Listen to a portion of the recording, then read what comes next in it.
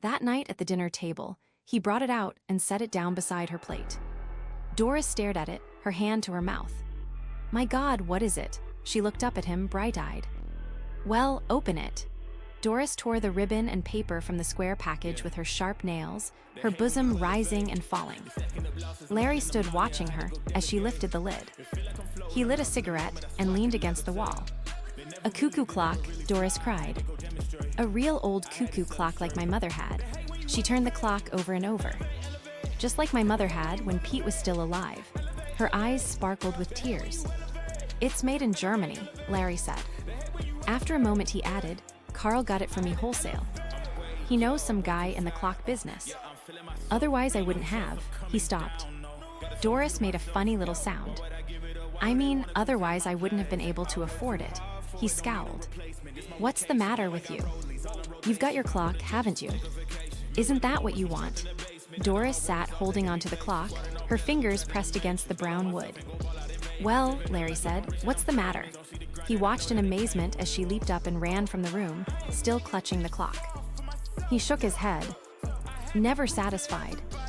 They're all that way. Never get enough." He sat down at the table and finished his meal. The cuckoo clock was not very large. It was handmade, however, and there were countless frets on it, little indentations and ornaments scored in the soft wood. Doris sat on the bed, drying her eyes and winding the clock. She set the hands by her wristwatch. Presently, she carefully moved the hands to 2 minutes of 10. She carried the clock over to the dresser and propped it up.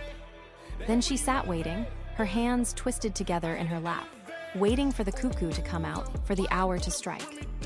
As she sat, she thought about Larry and what he had said. And what she had said, too, for that matter. Not that she could be blamed for any of it. After all, she couldn't keep listening to him forever without defending herself. You had to blow your own trumpet in the world. She touched her handkerchief to her eyes suddenly. Why did he have to say that, about getting it wholesale? Why did he have to spoil it all? If he felt that way, he needn't have got it in the first place. She clenched her fists. He was so mean, so damn mean. But she was glad of the little clock sitting there ticking to itself, with its funny grilled edges and the door. Inside the door was the cuckoo, waiting to come out. Was he listening, his head cocked on one side, listening to hear the clock strike so that he would know to come out? Did he sleep between hours? Well, she would soon see him, she could ask him. And she would show the clock to Bob. He would love it. Bob loved old things, even old stamps and buttons. He liked to go with her to the stores.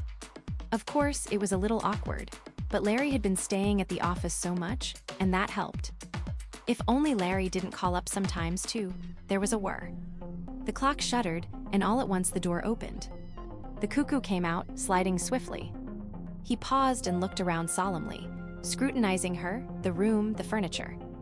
It was the first time he had seen her, she realized, smiling to herself in pleasure. She stood up, coming toward him shyly.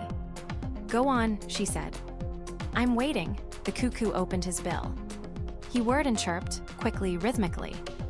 Then, after a moment of contemplation, he retired. And the door snapped shut. She was delighted.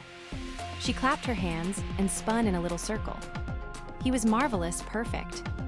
And the way he had looked around, studying her, sizing her up.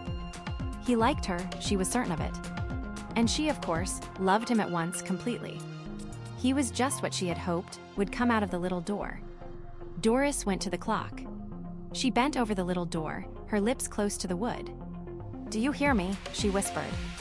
"I think you're the most wonderful cuckoo in the world." She paused, embarrassed. "I hope you'll like it here." Then she went downstairs again, slowly, her head high. Larry and the cuckoo clock really never got along well from the start. Doris said it was because he didn't wind it right, and it didn't like being only half-wound all the time. Larry turned the job of winding over to her. The cuckoo came out every quarter hour and ran the spring down without remorse, and someone had to be ever after it, winding it up again. Doris did her best, but she forgot a good deal of the time. Then Larry would throw his newspaper down with an elaborate, weary motion and stand up. He would go into the dining room, where the clock was mounted on the wall over the fireplace. He would take the clock down and, making sure that he had his thumb over the little door, he would wind it up. Why do you put your thumb over the door? Doris asked once. You're supposed to. She raised an eyebrow. Are you sure? I wonder if it isn't that you don't want him to come out while you're standing so close. Why not? Maybe you're afraid of him, Larry laughed. He put the clock back on the wall and gingerly removed his thumb. When Doris wasn't looking, he examined his thumb. There was still a trace of the nick cut out of the soft part of it. Who or what had pecked at him? One Saturday morning, when Larry was down at the office working over some important special accounts, Bob Chambers came to the front porch and rang the bell. Doris was taking a quick shower. She dried herself and slipped into her robe. When she opened the door, Bob stepped inside, grinning. Hi, he said, looking around. It's all right. Larry's at the office. Fine, Bob gazed at her slim legs below the hem of the robe. How nice you look today, she laughed. Be careful. Maybe I shouldn't let you in after all. They looked at one another, half amused, half frightened. Presently Bob said, If you want, I'll. No, for God's sake. She caught hold of his sleeve. Just get out of the doorway so I can close it. Mrs. Peter's across the street, you know. She closed the door. And I want to show you something, she said. You haven't seen it, he was interested. An antique. Or what? She took his arm, leading him toward the dining room. You'll love it, Bobby. She stopped wide-eyed. I hope you will. You must love it. It means so much to me, he means so much. He, Bob frowned. Who is he? Doris laughed. You're jealous. Come on. A moment later, they stood before the clock, looking up at it. He'll come out in a few minutes. Wait until you see him. I know you two will get along just fine. What does Larry think of him? They don't like each other. Sometimes, when Larry's here, he won't come out. Larry gets mad if he doesn't come out on time. He says what? Doris looked down. He always says he's been robbed, even if he did get it wholesale. She brightened. But I know he won't come out because he doesn't like Larry. When I'm here alone, he comes right out for me, every 15 minutes, even though he really only has to come out on the hour. She gazed up at the clock. He comes out for me because he wants to. We talk, I tell him things. Of course, I'd like to have him upstairs in my room, but it wouldn't be right. There was the sound of footsteps on the front porch. They looked at each other, horrified. Larry pushed the front door open, grunting. He set his briefcase down and took off his hat. Then he saw Bob for the first time. Chambers. I'll be damned, his eyes narrowed. What are you doing here? He came into the dining room. Doris drew her robe about her helplessly, backing away. Bob began. That is he broke off, glancing at Doris. Suddenly, the clock began to whir. The cuckoo came rushing out, bursting into sound. Larry moved toward him. Shut that din off, he said. He raised his fist toward the clock. The cuckoo snapped into silence and retreated. The door closed. That's better. Larry studied Doris and Bob, standing mutely together. I came over to look at the clock, Bob said. Doris told me that it's a rare antique and that. Nuts. I bought it myself. Larry walked up to him. Get out of here, he turned to Doris. You too. And take that damn clock with you. He paused, rubbing his chin. No. Leave the clock here. It's mine, I bought it and paid for it. In the weeks that followed after Doris left, Larry and the cuckoo clock got along even worse than before. For one thing, the cuckoo stayed inside most of the time, sometimes even at 12 o'clock when he should have been busiest. And if he did come out at all, he usually spoke only once or twice, never the correct number of times. And there was a sullen, uncooperative note in his voice, a jarring sound that made Larry uneasy and a little angry.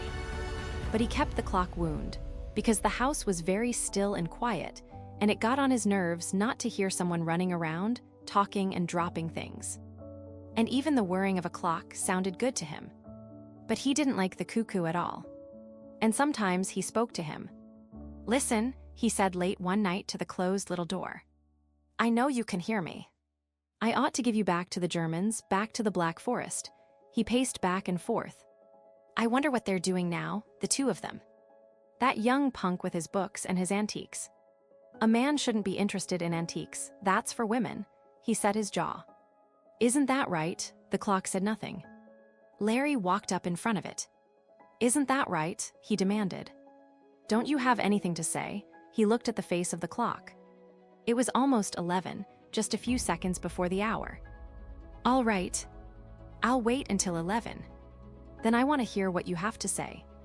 You've been pretty quiet the last few weeks since she left." He grinned wryly. "Maybe you don't like it here since she's gone." He scowled.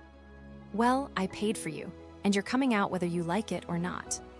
You hear me?" 11 o'clock came. Far off, at the end of town, the great tower clock boomed sleepily to itself. But the little door remained shut. Nothing moved. The minute hand passed on, and the cuckoo did not stir. He was someplace inside the clock, beyond the door, silent and remote. "All right if that's the way you feel," Larry murmured, his lips twisting. "But it isn't fair. It's your job to come out. We all have to do things we don't like." He went unhappily into the kitchen and opened the great gleaming refrigerator. As he poured himself a drink, he thought about the clock. There was no doubt about it. The cuckoo should come out, Doris or no Doris. He had always liked her, from the very start. They had got along well, the two of them. Probably he liked Bob too. Probably he had seen enough of Bob to get to know him. They would be quite happy together, Bob and Doris and the cuckoo. Larry finished his drink. He opened the drawer at the sink and took out the hammer. He carried it carefully into the dining room. The clock was ticking gently to itself on the wall. "Look," he said, waving the hammer. "You know what I have here. You know what I'm going to do with it. I'm going to start on you first." He smiled.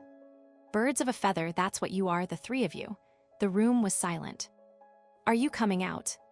Or do I have to come in and get you?" The clock whirred a little. "I hear you in there. You've got a lot of talking to do, enough for the last 3 weeks. As I figure it, you owe me." The door opened. The cuckoo came out fast, straight at him. Larry was looking down, his brow wrinkled in thought. He glanced up, and the cuckoo caught him squarely in the eye. Down he went, hammer and chair and everything, hitting the floor with a tremendous crash. For a moment the cuckoo paused, its small body poised rigidly. Then it went back inside its house. The door snapped tight shut after it. The man lay on the floor, stretched out grotesquely, his head bent over to one side. Nothing moved or stirred. The room was completely silent, except, of course, for the ticking of the clock. "I see," Doris said, her face tight. Bob put his arm around her, steadying her. "Doctor," Bob said, "can I ask you something?" "Of course," the doctor said. "Is it very easy to break your neck, falling from so low a chair?" "It wasn't very far to fall. I wonder if it might not have been an accident. Is there any chance it might have been suicide?" The doctor rubbed his jaw. "I never heard of anyone committing suicide that way." "It was an accident, I'm positive." "I don't mean suicide," Bob murmured under his breath, looking up at the clock on the wall. "I meant something else, but no one